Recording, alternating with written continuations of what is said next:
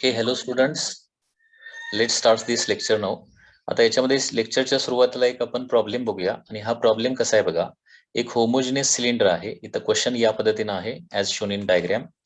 There is a homogeneous cylinder of length total length म्हणजे या सिलेंडरची टोटल लेंथ किती आहे एल आहे आणि क्रॉस सेक्शनल एरिया याचा दिलेला आहे that is A/5 is the cross sectional area. Okay, A/5 is the cross sectional area is immersed such that it float with its axis vertical. Okay, at the liquid interface with L/4 in the denser medium. म्हणजे denser medium 2D डेन्सिटीचं medium जे आहे हे liquid जे आहे म्हणजे इथं दोन liquid एकाच वेळेला आहेत लक्षात घ्या जे एकमेकांमध्ये मिक्स होत नाहीये. ठीक आहे. आणि डेन्सर लिक्विडची डेन्सिटी किती आहे 2D आहे आणि त्याच्यावरचं जे लिक्विड आहे त्याची डेन्सिटी किती आहे D आहे ऍज शोन इन फिगर. ठीक आहे. तर या डेन्सिटी ऑफ सिलेंडर तुम्हाला कॅल्क्युलेट करायला सांगितलंय. Density of cylinder. Okay, area of cross section A/5 आहे ना. ठीक आहे. आता बघा याची जर आपण फ्री बॉडी डायग्राम काढली या सिलेंडरची तर फ्री बॉडी डायग्राम कशी येणार बघा. तर डाऊनवर्ड फोर्स म्हणजे काय असणार आहे याचं वेट असणार आहे that is equal to mg आणि अपवर्ड फोर्स म्हणजे काय असणार आहे. अपवर्ड फोर्स म्हणजे दॅट इज पहिल्या लिक्विडनं एक्झर्ट केलेला अपथ्रस्ट प्लस दुसऱ्या लिक्विडनं एक्झर्ट केलेला अपथ्रस्ट. ओके, म्हणजे काय होणार आहे φ1 σ1 g आणि दुसरा काय येणार आहे φ2 σ2 इंटू g. ठीक आहे. बरोबर आहे ना, कारण इथं दोन लिक्विड आहेत. एक आहे डी डेन्सिटीचं लिक्विड आणि दुसरं आहे 2D डेन्सिटीचं लिक्विड. डी डेन्सिटीचं लिक्विड काय करणार आहे एवढ्या पार्टवर म्हणजे हा जो वरचा पार्ट आहे एवढ्या पार्टवर काय करणार आहे अपथ्रस्ट एक्झर्ट करणार आहे. ठीक आहे. आणि 2D डेन्सिटीचं लिक्विड जे आहे ते काय करणार आहे एवढ्या पार्टवर अपथ्रस्ट एक्झर्ट करणार आहे. म्हणजे इथं दोन लिक्विड दोन अपथ्रस्ट अपवर्ड डायरेक्शन ऍक्ट होणार आहेत आणि वेट जे आहे ते डाऊनवर्ड डायरेक्शन ऍक्ट होणार आहे. आता हे जे सिलेंडर आहे ते इक्विलिब्रियम मध्ये आहे. म्हणजे इक्विलिब्रियम मध्ये आहे म्हणजे काय होणार इन इक्विलिब्रियम काय होणार total downward force is equal to total upward force. Total downward force म्हणजे वेट असणार ना that is equal to mg आणि टोटल अपवर्ड फोर्स म्हणजे काय येणार आहे φ1 σ1 इंटू g प्लस काय येणार आहे φ2 σ2 इंटू g. अपवर्ड फोर्स म्हणजे अपथ्रस्ट किंवा बॉइंट फोर्स आणि बॉइंट फोर्सचा स्टँडर्ड फॉर्म्युला काय आहे φ सिग्मा जी आहे हे सगळ्यांना माहिती आहे. ठीक आहे. आता या सिलेंडरची डेन्सिटी काढायची आहे. ठीक आहे. आता मास म्हणजे काय येणार आहे mg म्हणजे काय आहे या सिलेंडरचं वेट आहे. m म्हणजे काय आहे सिलेंडरचं मास. आता सिलेंडरचं मास म्हणजे काय येणार आहे volume of cylinder into density of cylinder. त्याला रो म्हणूया फॉर एक्झाम्पल, ते आपल्याला कॅल्क्युलेट करायचं आहे. Volume of cylinder into density of cylinder into g is equal to φ1 σ1 into g plus φ2 σ2 into g. आता सुरुवातीला g सगळं कॅन्सल होईल. So φ rho is equal to φ1 into σ1 plus काय येणार आहे φ2 इंटू σ2 येणार आहे. ठीक आहे. आता बघा व्हॉल्यूम ऑफ सिलेंडर म्हणजे काय येणार area of cross section into length. Area of cross section किती दिलाय A/5 दिलाय आणि त्याची टोटल लेंथ किती आहे L आहे. ओके, तर हे व्हॉल्यूम येणार आहे area of cross section into length लिहिलेलं आहे. आता φ1 म्हणजे काय येणार आहे φ1 म्हणजे पहिल्या लिक्विड मध्ये असणारं व्हॉल्यूम. पहिल्या लिक्विड मध्ये काय असणार आहे वरचं व्हॉल्यूम असणार आहे. Area of cross section into तिथली length. Area of cross section पुन्हा एकदा A/5 आहे आणि लेंथ किती आहे पहिल्या लिक्विड मध्ये 3L/4 आहे आणि तिथली डेन्सिटी किती आहे D आहे असं दिलंय. ठीक आहे. त्याच्यानंतर दुसरं जे लिक्विड आहे दुसरं लिक्विड त्याच्यामधलं व्हॉल्यूम किती येणार बघा area of cross section once again A/5 आणि तिथली लेंथ किती येणार बघा तिथली लेंथ किती आहे L/4 फक्त आहे. सेकंड लिक्विड मध्ये त्या सिलेंडरची लेंथ किती आहे L/4 आहे. ओके, इंटू ती डेन्सिटी आहे 2D. सेकंड लिक्विडची डेन्सिटी आहे 2D. ठीक आहे. आता इथं सगळ्यात महत्वाची गोष्ट एक आन्सर तुम्हाला जज पण करता येईल. जज कसं करता येते बघा. हा जो सिलेंडर आहे तो काय व्हायला लागलाय डी डेन्सिटीच्या लिक्विड मध्ये कम्प्लीट इमर्स झालाय आणि 2D डेन्सिटीच्या लिक्विड मध्ये फ्लोट व्हायला लागलाय. म्हणजे सिलेंडरची डेन्सिटी काय पाहिजे 2D पेक्षा कमी पाहिजे परंतु D पेक्षा जास्त पाहिजे. लक्षात घ्या. हे पण तुम्हाला गेस करता आलं पाहिजे. कॅल्क्युलेशनच्या अगोदर देखील अप्रॉक्सिमेट आन्सर किती असेल हे काढता आलं पाहिजे. कारण तुम्हाला माहित आहे फ्लोट होण्यासाठी काय पाहिजे सॉलिडची डेन्सिटी कमी पाहिजे ना. फ्लोट होण्यासाठी सॉलिडची डेन्सिटी कमी पाहिजे. हे बघा 2D डेन्सिटीच्या लिक्विड मध्ये ते फ्लोट व्हायला लागलंय. म्हणजे 2D मध्ये इमर्स 2D डेन्सिटीच्या लिक्विड मध्ये ते पूर्ण इमर्स झालंय का नाही झालेलं. म्हणजे सिलेंडरची डेन्सिटी जी आहे ना ती 2D पेक्षा डेफिनेटली कमी पाहिजे परंतु डी डेन्सिटीच्या लिक्विडमध्ये पूर्ण बॉटमला गेलंय, म्हणजे पूर्ण इमर्शन झालंय. इमर्शन व्हायचं असेल तर सॉलिडची डेन्सिटी जास्त लागते आणि लिक्विडची डेन्सिटी कमी लागते. ओके, कॅल्क्युलेशन न करता देखील याचा आन्सर आपल्याला इथं गेस करता येईल. आणि ते म्हणजे काय, डी पेक्षा डेन्सिटी जास्त पाहिजे, डी पेक्षा त्या सिलेंडरची डेन्सिटी काय पाहिजे, जास्त पाहिजे, आणि 2D पेक्षा कमी पाहिजे, तरच हे पॉसिबल आहे. लक्षात घ्या ही अशी केस. आता डी पेक्षा जास्त आणि 2D पेक्षा जास्त, 2D पेक्षा कमी. ओके, असा आन्सर कुठं आहे, पहिला आन्सर आहे. दुसरं होऊ शकत नाही, कारण ते 4/5D म्हणजे कमी येते. तिसरा आन्सर 4D, परंतु 2D पेक्षा जास्त जाऊन चालणार नाही, म्हणजे 4D पण आन्सर होऊ शकणार नाही, हे बी पण आन्सर होऊ शकणार नाही, आणि D/5 पण होऊ शकणार नाही. न सॉल्व्ह करता देखील याचा आन्सर काय येते, ए येते, 5/4D. तरी पण आपण सॉल्व्ह करून बघूया तेवढंच येते काय. ओके, हे असं पण गेस करता आलं पाहिजे. लक्षात आलं का, हे शॉर्टकट पण आहे की एखादं सिलेंडर जर फ्लोट होत असेल 2 लिक्विड मध्ये, तर त्याची डेन्सिटी काय असली पाहिजे, हायर डेन्सिटीच्या लिक्विड पेक्षा कमी आणि लोअर डेन्सिटीच्या लिक्विड पेक्षा जास्त असलं पाहिजे. आता बघा इथं A/5 A/5 A/5 सगळं कॅन्सल होईल. ठीक आहे, L पण सगळं कॅन्सल होतं इथं. Okay, L also get cancel. Okay, आता काय होणार बघा, इथं लेफ्ट हँड साइडला फक्त रो राहणार. ओके, राईट हँड साइडला फर्स्ट टर्म काय होणार आहे, 3D/4 राहणार प्लस D/2 राहणार. बरोबर आहे ना, 3D/4 प्लस 2D/4 म्हणजे पाहिजे तर 2D/4च लिहितो इथं, म्हणजे ऍडिशन बरं होईल. 2D/4 म्हणजे इथं किती होणार आहे, that is 5D/4 is the answer. Okay, तर या पद्धतीने हे आन्सर येणार आहे.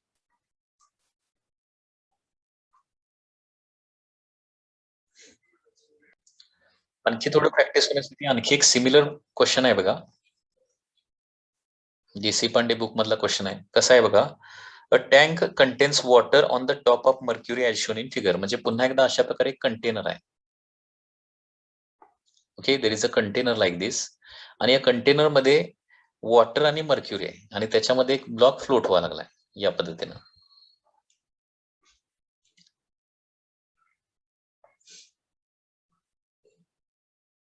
असं दिलेलं आहे.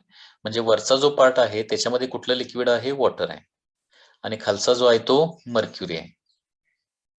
ठीक आहे, वॉटरची डेन्सिटी किती दिली, सीजीएस सिस्टम मध्ये दिली, किंवा रिलेटिव्ह डेन्सिटी दिली, वॉटरची 1 दिली रिलेटिव्ह डेन्सिटी, आणि मर्क्युरीची दिली 13.6. ओके, या कशाच्या व्हॅल्यू दिले, तर रिलेटिव्ह डेन्सिटीच्या व्हॅल्यू दिलेत. रिलेटिव्ह डेन्सिटी म्हणजे ऍक्च्युअल डेन्सिटी काढायची असेल तर काय करायचं, 1000 न मल्टिप्लाय करायचं, म्हणजे वॉटरची 1000 येणार आणि मर्क्युरीची किती येणार आहे, 13,600. हा जो ब्लॉक आहे, टोटल हाईट या ब्लॉकची दिलेली आहे 10 सेंटीमीटर. टोटल हाईट किती दिली, इट इज 10 सेंटीमीटर दिली. ठीक आहे, तर क्वेश्चन मध्ये काय विचारलंय, the depth of the block inside mercury is, that is the question. Depth of block inside mercury असं विचारलंय. Depth of block inside mercury, खूप इझी क्वेश्चन आहे, लक्षात घ्या. आता पहिली गोष्ट, तुम्हाला सपोज असा क्वेश्चन विचारला, हा विचारलेला नाही क्वेश्चन, समजा असं विचारला की हा जो ब्लॉक आहे त्या ब्लॉकची डेन्सिटी किती असेल, जरा थिंक करता येते का बघा, ब्लॉकची डेन्सिटी किती असली पाहिजे. वॉटरमध्ये तर तो बॉटमला गेलाय, परंतु मर्क्युरीमध्ये तर तो फ्लोट व्हायला लागलाय. मगाची जी कन्सेप्ट आहे त्याच्यानुसार या ब्लॉकची डेन्सिटी किती येणार सांगा बघूया जरा.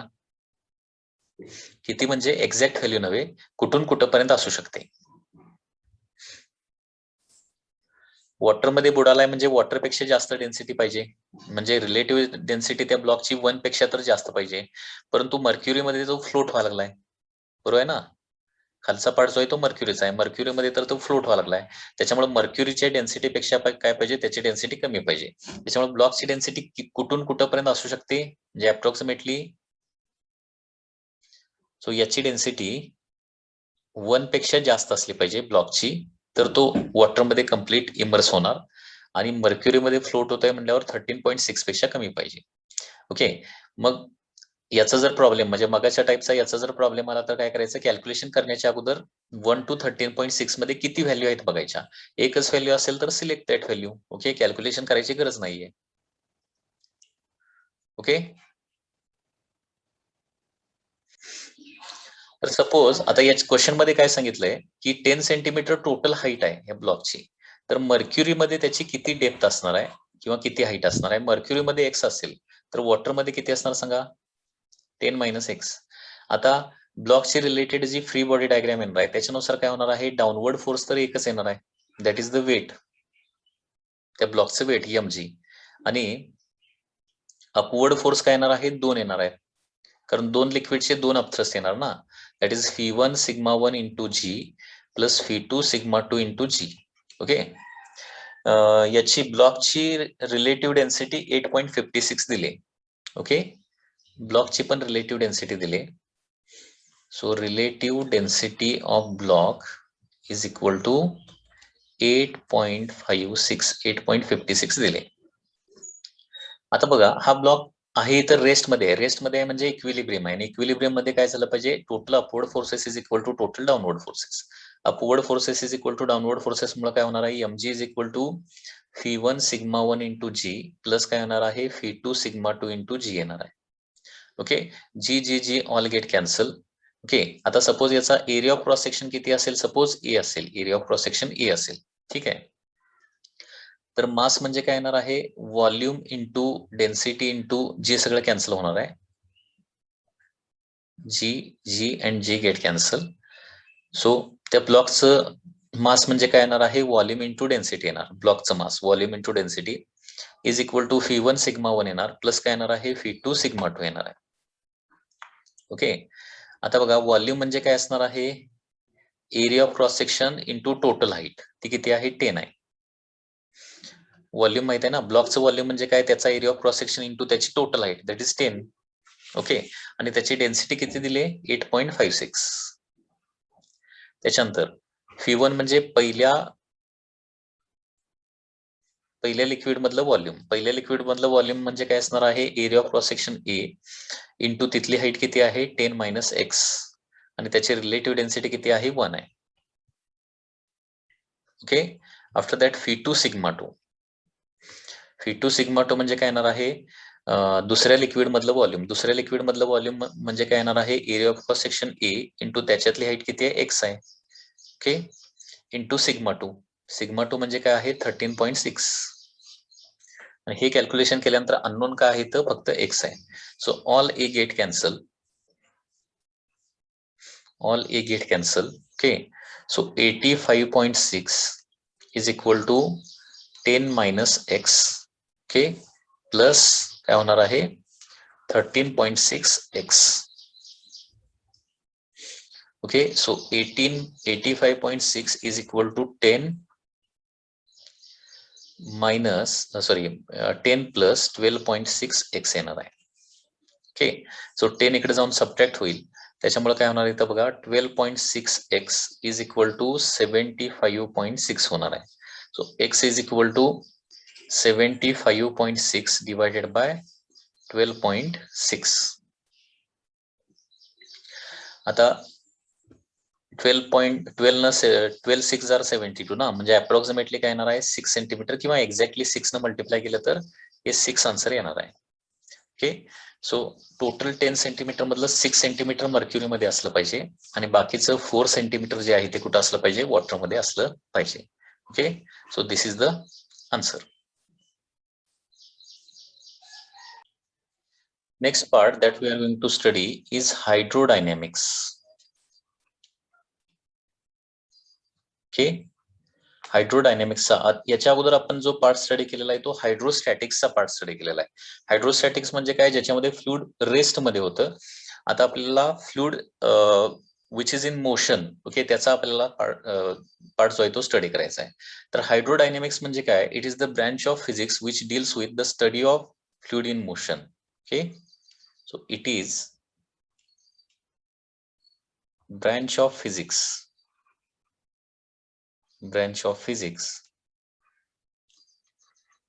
which deals with study of fluid in motion.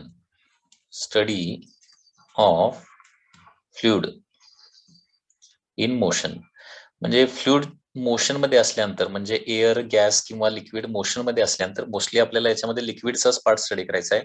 Liquid motion मध्ये असल्यानंतर त्याच्यामुळे कुठल्या कुठल्या कन्सेप्ट क्रिएट होतात, त्याच्याच रिलेटेड डिफरंट लॉज, थेरम किंवा कन्सेप्ट काय आहे त्याचा पार्ट आपल्याला स्टडी करायचा आहे हायड्रोडायनेमिक्स मध्ये. तर हायड्रोडायनेमिक्स स्टडी करण्यासाठी सुरुवातीला स्टेडी फ्लो म्हणजे काय आपल्याला कन्सेप्ट बघावे लागणार आहे. Okay, steady flow. तर हे स्टेडी फ्लो म्हणजे काय असतं लक्षात घ्या.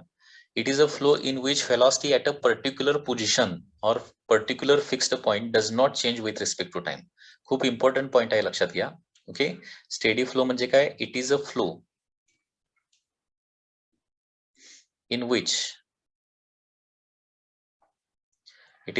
इन विच काय होणार आहे, व्हेलॉसिटी ऍज वेल एज प्रेशर. व्हेलॉसिटी आणि प्रेशर या दोन्ही गोष्टी याच्यामध्ये येतात. Velocity and pressure, and particularly म्हणायचं झालं तर velocity. Okay, velocity at A position, at a position किंवा at a point in flow, at a point in flow remains constant with respect to time. Remains constant with respect to time. म्हणजे लक्षात येते का बघा, याच्यावर MCQ देखील आहे steady फ्लोशी related, की स्टेडी फ्लो म्हणजे काय. एक पॉइंट आपण जर घेतला त्या फ्लो मधला, तर त्या पॉइंटला सुरुवातीला व्हेलॉसिटी 10 असेल तर नंतर देखील 10, आफ्टर हाफ आवर बघितलं तरी व्हेलॉसिटी किती असणार आहे, 10च असणार आहे, ती चेंज होत नाही. म्हणजे स्टेडी फ्लोची डायग्राम जर काढायची झाली तर या पद्धतीने होणार, लक्षात घ्या. सपोज या पद्धतीने एक फ्लो आहे, लाईक दिस. ओके, सो फ्लो जो आहे तो या पद्धतीनं या एका ट्यूब मध्ये व्हावा लागलाय. आता हा फ्लो होत असताना सपोज आपण काही पॉइंट घेतले, फॉर एक्झाम्पल ए हा एक पॉइंट घेतला, बी हा एक पॉइंट घेतला, सी हा एक पॉइंट घेतला.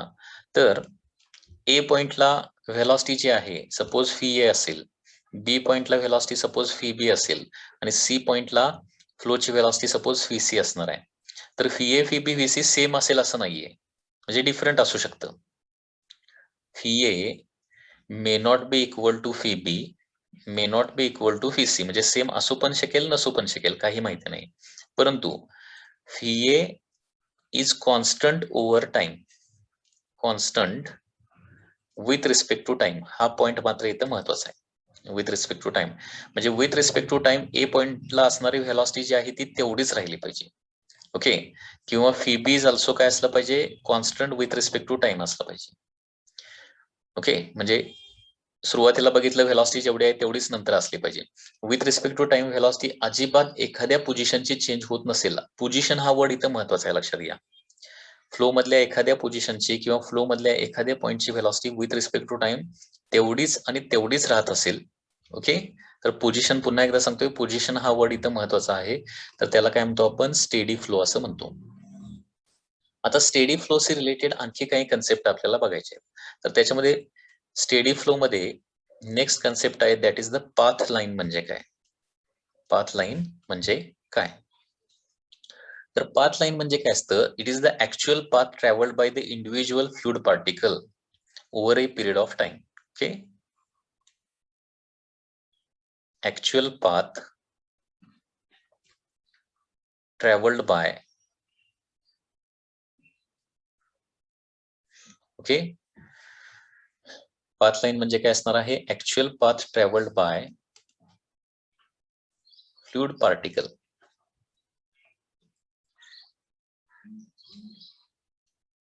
actual path traveled by fluid particle over a time period, that is called as path line. Okay, म्हणजे आपण एखादा फ्लुइड मधला एक पार्टिकल घेतला तर तो पार्टिकल कुठल्या पाथनं ट्रॅव्हल होतोय, ऍक्च्युअली तो जो पाथ आहे ना त्या पाथलाच काय म्हणायचं, पाथ लाईन असं म्हणायचं. Actual path travelled by the fluid particle over a time, over a time period of time, that is called as path line. त्याच्यानंतर नेक्स्ट कन्सेप्ट आहे, that is stream line. Stream line, okay, आता path line ही काय असते, actual line असते, actual line किंवा actual path असतो. तर स्ट्रीम लाईन म्हणजे काय असतं, it is an imaginary line, it is an imaginary line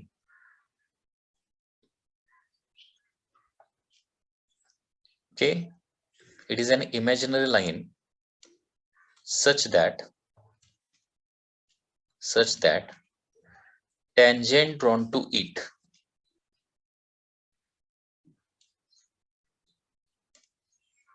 at a point gives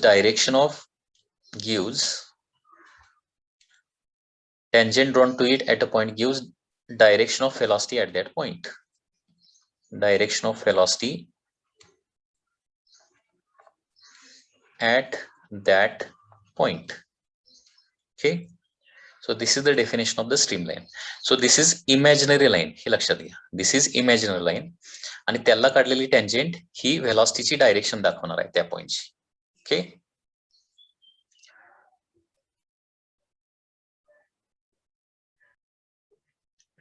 आता ही स्ट्रीम लाईनची जी कन्सेप्ट आहे ती डायग्रामच्या साईन कशी एक्सप्लेन करता येईल लक्षात घ्या. सपोज ही एक स्ट्रीम लाईन असणार आहे, तर पुन्हा एकदा बघा, पाथ लाईन जी आहे ती ऍक्च्युअल लाईन असणार आहे, तर स्ट्रीम लाईन ही एक इमॅजिनरी लाईन असणार आहे. ओके, आता स्ट्रीम लाईन समजा या पद्धतीने एक स्ट्रीम लाईन असेल. ओके, सपोज मी इथं एक पॉईंट घेतला आणि या पॉईंटला जर टँजंट काढली तर ही टँजंट काय दाखवणार आहे, या पॉईंटची व्हेलॉसिटी दाखवणार आहे. Suppose this is point A, तर या पॉईंटची व्हेलॉसिटी व्ही असणार आहे. किंवा दुसरा पॉईंट सपोज बी घेतला, ओके, स्ट्रीम लाईनवर, तर याला काढलेली टँजंट काय दाखवणार आहे, या पॉईंटची व्हेलॉसिटी दाखवणार आहे, that is phi B. Okay, इथं पॉईंट सी घेतला, इथं जर टँजंट ड्रॉ केली तर काय दाखवणार आहे, this tangent will represent direction of velocity at this point. Okay, so streamline basically काय दाखवते, त्या फ्लो मध्ये व्हेलॉसिटी ऑफ फ्लो कसं आहे, कुठल्या डायरेक्शन व्हेलॉसिटी ऑफ फ्लो आहे हे तुम्हाला स्ट्रीम लाईन दाखवते. सो पुन्हा एकदा बघा, पाथ लाईन आणि स्ट्रीम लाईन मध्ये डिफरन्स काय आहे. Path line is the actual path travelled by the fluid particle असतं आणि स्ट्रीम लाईन म्हणजे काय असतं, इट इज इमॅजिनरी लाईन असते. Okay, such that tangent drawn to it gives the direction of velocity at that point. आता steady फ्लोच्या केसमध्ये path line आणि स्ट्रीम लाईन दोन्ही सेमच असतात, हे लक्षात घ्या. ओके, सगळ्यात महत्वाची गोष्ट काय आहे, in case of steady flow path line and stream line both will be same. परंतु जर टर्ब्युलंट फ्लो असेल, आपण पुढे different types of flow consider करणार आहे, तर त्याच्यामध्ये टर्ब्युलंट फ्लो वगैरे असेल तर पाथ लाईन आणि स्ट्रीम लाईन मात्र काय नसतात, सेम नसतात, ते डिफरंट येऊ शकतात. ऍक्च्युली पाथ लाईन ही कन्सेप्ट सगळ्या टाइपच्या फ्लोला येते, परंतु स्ट्रीम लाईन ही जी कन्सेप्ट आहे ना, ती फक्त स्टेडी फ्लोला येते. म्हणजे पाथ लाईन सगळ्या प्रकारच्या फ्लो मध्ये असतं, परंतु स्ट्रीम लाईन जे आहे ना, ते फक्त लॅमिनार फ्लो किंवा स्ट्रीम लाईन फ्लो मध्ये येतं, टर्ब्युलंट फ्लो मध्ये ते येणार नाहीये. ओके, आता या स्ट्रीम लाईनशी रिलेटेड एक सगळ्यात महत्वाची प्रॉपर्टी म्हणजे काय, stream lines do not intersect each other.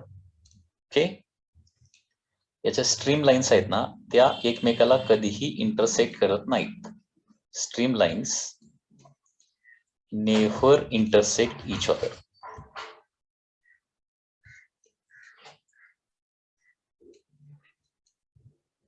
Okay, stream line एकमेकाला कधीही इंटरसेक्ट करत नाहीत. त्याचबरोबर या स्ट्रीम लाईन ज्या आहेत त्या स्टेडी फ्लो मध्ये फिक्स्ड असतात, त्या कधीही चेंज होत नाहीत. ओके, म्हणजे स्ट्रीम लाईन्स रिलेटेड महत्वाच्या प्रॉपर्टीज बघा, streamlines never intersect each other, त्याचबरोबर they are fixed in case of steady flow.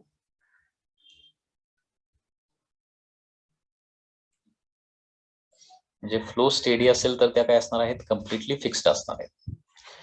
त्याचबरोबर आणखी एक महत्वाची प्रॉपर्टी स्ट्रीम लाईन्स रिलेटेड म्हणजे काय, तर ज्या ठिकाणी या स्ट्रीम लाईन्स क्राउडेड असणार आहेत त्या ठिकाणी व्हेलॉसिटी जास्त असणार आहे, व्हेलॉसिटी ऑफ फ्लो जास्त असणार आहे, आणि जिथं सेपरेटेड असणार आहे तिथं व्हेलॉसिटी ऑफ फ्लो काय असणार आहे, कमी असणार आहे. Okay, the fluid velocity is high where streamlines are crowded, किंवा flow velocity is high where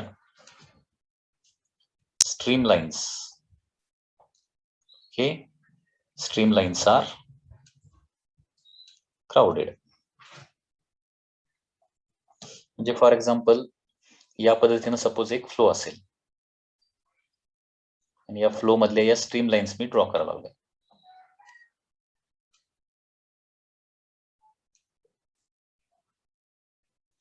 ठीक आहे. So these are the stream lines in a flow.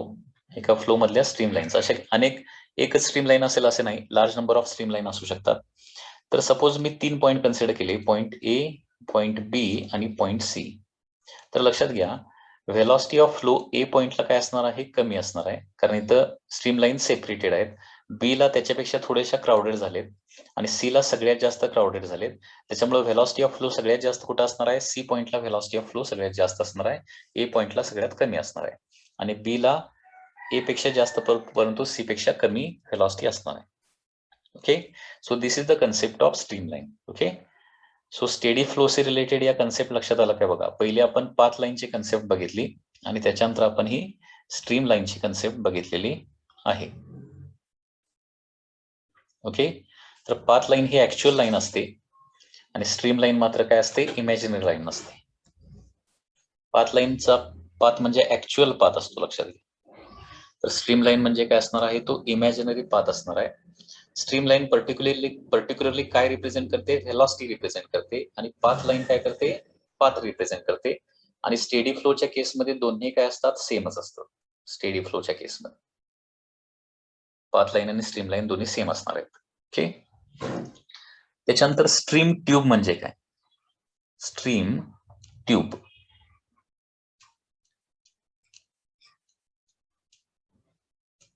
आता हे स्ट्रीम ट्यूब म्हणजे काय असतं, it is once again a imaginary tube which is form by number of stream lines. Okay, it is an imaginary tube.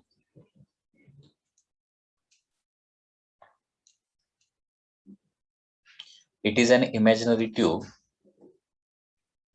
formed by number of stream lines. Okay, आता suppose लक्षात घ्या, अशा प्रकारे एक tube like structure असणार आहे की जे कुणी फॉर्म केलेलं असणार आहे, it is formed by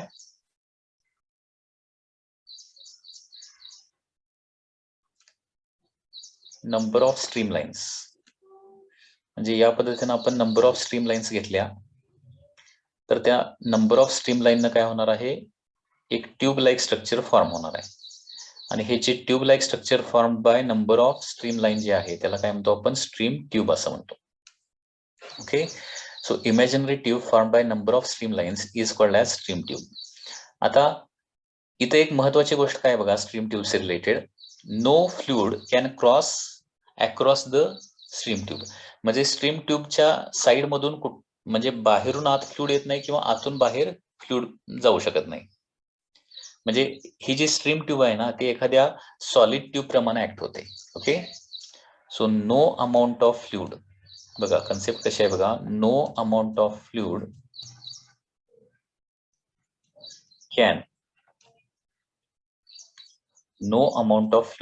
can cross stream tube.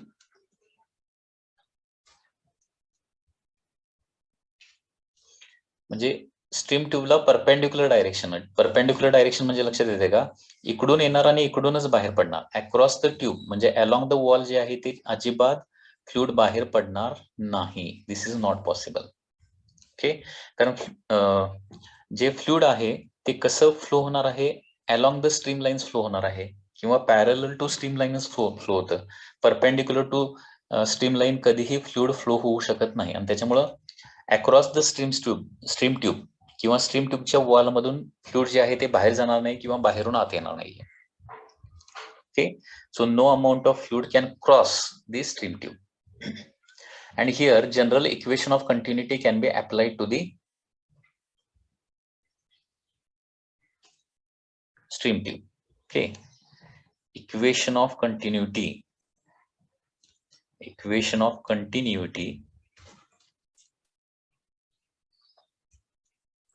can be applied to stream tube. Okay, या स्ट्रीम ट्यूबला आपण इक्वेशन ऑफ कंटिन्युटी अप्लाय करू शकतो. आता इक्वेशन ऑफ कंटिन्युटी काय आहे आपण याच्यानंतर लगेच बघणार आहे. त्याचं जस्ट इक्वेशन लिहितो, A1 V1 is equal to A2 V2. त्याला म्हटलं जातं equation of continuity. So equation of कंटिन्युटीचा वापर करून काय करू शकतो, इथला area of cross section A1 असेल आणि इथं व्हेलॉसिटी काय असेल V1 असेल. इथला area of cross section A2 असेल आणि इथली व्हेलॉसिटी काय असेल V2 असेल. तर दोन ठिकाणचे एरिया ऑफ क्रॉस सेक्शन माहिती असेल आणि एका ठिकाणची व्हेलॉसिटी माहिती असेल तर दुसऱ्या ठिकाणची व्हेलॉसिटी आपण फाइंड आउट करू शकतो. म्हणजे फ्लुइड फ्लोची व्हेलॉसिटी एका पॉइंटची माहित असेल आणि दुसऱ्या पॉइंटची जर काढायची असेल तर त्याच्यासाठी इक्वेशन ऑफ कंटिन्युटी वापरू शकतो. इक्वेशन ऑफ कंटिन्युटी कुणाला वापरतात, पाईप्सला वापरतात, रिजिड पाईप्सला. आणि ही स्ट्रीम ट्यूब देखील काय होते, एका रिजिड पाईप प्रमाणेच ऍक्ट होते आणि म्हणून इक्वेशन ऑफ कंटिन्युटी जे आहे ते आपण स्ट्रीम ट्यूबला देखील अप्लाय करू शकतो. ओके,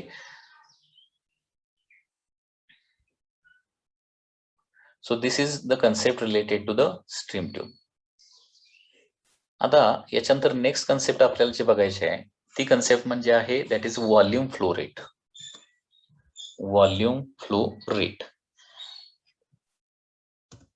कारण लिक्विड फ्लो होणार आहे म्हणजे काय होणार आहे, certain volume of fluid continuously काय होत असणार आहे, फ्लो होत असणार आहे. तर व्हॉल्यूम फ्लो रेट म्हणजे काय आणि त्याचा फॉर्म्युला काय येणार बघा. व्हॉल्यूम फ्लो रेट म्हणजे काय, अमाऊंट म्हणण्यापेक्षा व्हॉल्यूम ऑफ फ्लुइड किंवा liquid, volume of fluid which is volume of fluid which is flowing per unit time is called as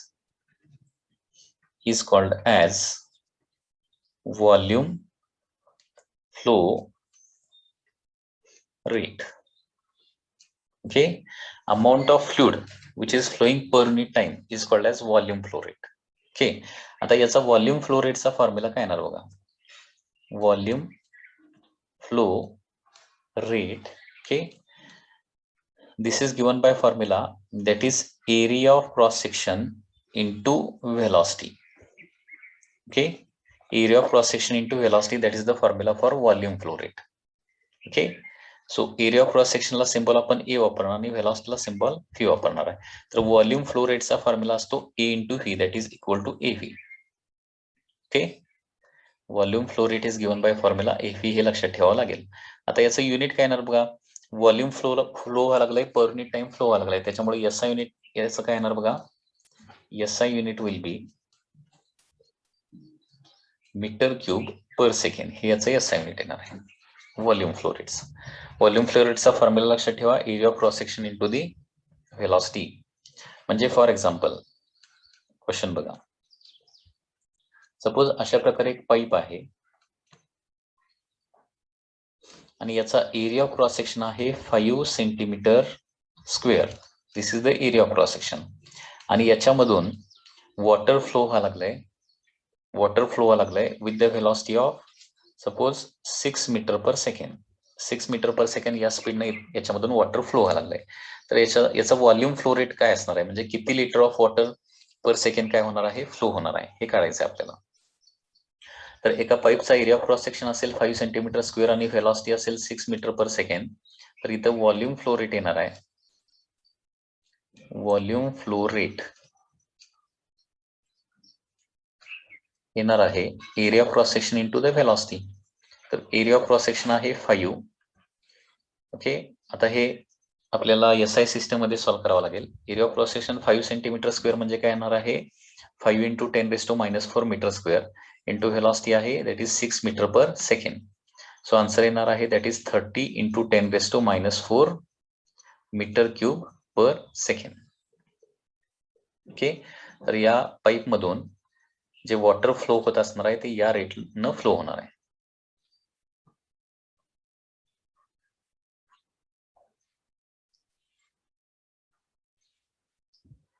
that is 30 into 10⁻⁻⁴ metre cube per second, किंवा यालाच आपण असं लिहू शकतो volume flow rate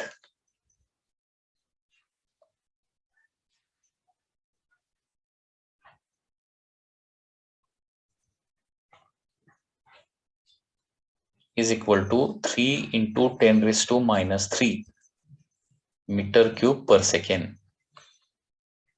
आता litre मध्ये convert करायचं असेल, लिटर पर सेकंड काढायचं असेल तर कसं कॅल्क्युलेट करणार? तर 3 into 10 raised to minus 3 as it is. आता 1 मीटर क्यूब म्हणजे काय असतं? 1000 लिटर असतं. 10 raised to 3 लिटर असतं, लक्षात घ्या. लिटर पर सेकंड हे लक्षात ठेवा. 1 मीटर क्यूब म्हणजे 10 raised to 3 लिटर असतं. म्हणजे याचा मिनिंग काय होणार आहे? 3 लिटर पर सेकंड वॉटर काय होणार आहे? फ्लो होणार आहे. आता ही कन्सेप्ट व्हॉल्यूम फ्लो रेटची. तर इथे एक इम्पॉर्टंट फॉर्म्युला आपण बघितला. तर व्हॉल्यूम फ्लो रेट म्हणजे काय असतं? Area of cross section into velocity असतं.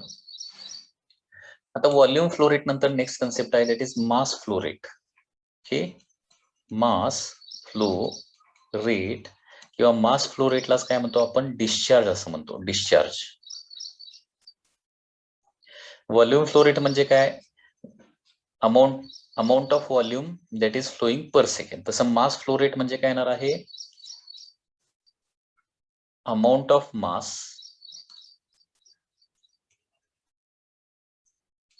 फ्लोईंग पर सेकंड येणार आहे. आता याचा याच्यासाठी सिंबल जे आहे ते आपण क्यू वापरू शकतो. Okay, amount of mass flowing per second, Q. ठीक आहे. तर हे मास फ्लो रेट कसं काढता येईल? तर आपल्याला मास म्हणजे माहित आहे की डेन्सिटी इंटू व्हॉल्यूम असतं. Mass is nothing but in density into volume. तर याच्यावरूनच येणार आहे, दॅट इज मास फ्लो रेटचा फॉर्म्युला येणार. Mass flow rate is equal to density into काय येणार आहे? व्हॉल्यूम फ्लो रेट येणार. Density into volume flow rate. Okay, so mass flow रेटचा फॉर्म्युला येणार आहे rho into volume flow rate म्हणजे काय असणार आहे? Area of cross section into velocity. So mass flow रेटचा फॉर्म्युला येणार आहे रो एफई. ओके, आणि याचं एसआय युनिट येतं. SI unit is equal to KG per second. Okay, so kilogram per second is the SI unit of the mass flow rate.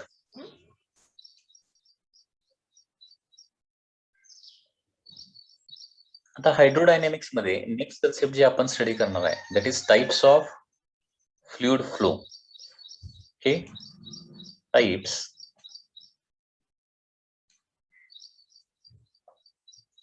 Of fluid flow. Fluid म्हणजे काय येतं? Liquid येतं किंवा gas येणार आहे, लक्षात घ्या. किंवा गॅस फ्लोचे किंवा लिक्विड फ्लोचे टाइप्स कुठले येणार आहेत बघा. तर याच्यामध्ये दोन टाइप आहेत basically. First is the stream line किंवा लॅमिनार फ्लो असं म्हटलं जातं त्याला. Stream line flow, which is also called as laminar flow, and second आहे that is turbulent flow. Okay, streamline flow or laminar flow, and second is the turbulent flow. आता streamline flow म्हणजे काय किंवा laminar flow म्हणजे काय? The flow in which liquid flows in layers and liquid particle flows in orderly in a particular path and they don't cross each other's path. त्याला काय म्हणतो आपण? streamline flow असं म्हणतो. streamline flow म्हणजे काय येणार बघा. streamline flow means flow in which काय होणार आहे?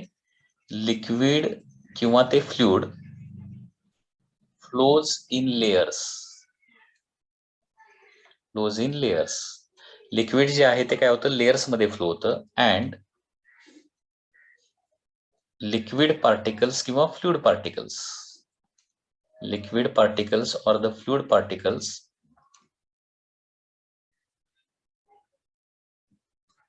flows orderly along a fixed path and don't cross each other path. don't cross each other's path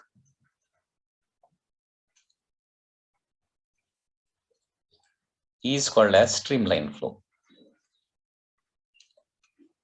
Is called as streamline flow. लक्षात येते? म्हणजे स्ट्रीमलाईन फ्लो मध्ये पहिली गोष्ट म्हणजे काय बघा, लिक्विड जे आहे ना ते लेयर्स मध्ये फ्लो होत आहे. ओके, म्हणजे आपल्याला लिक्विड फ्लो होताना एका पर्टिक्युलर लेयर्स मध्ये ते फ्लो होताना दिसणार आहे. त्याच्यानंतर दुसरी महत्वाची गोष्ट म्हणजे लिक्विड पार्टिकल जे आहेत ते एका फिक्स्ड पाथनं मूव्ह होतात. फिक्स्ड पाथनं, त्यांचा पाथ कधीच चेंज होत नाही. आणि त्याचबरोबर सगळ्यात महत्वाची गोष्ट म्हणजे काय, लिक्विड पार्टिकल फ्लो होत असताना एकमेकाचा पाथ अजिबात क्रॉस करत नाहीत. They don't cross each others path.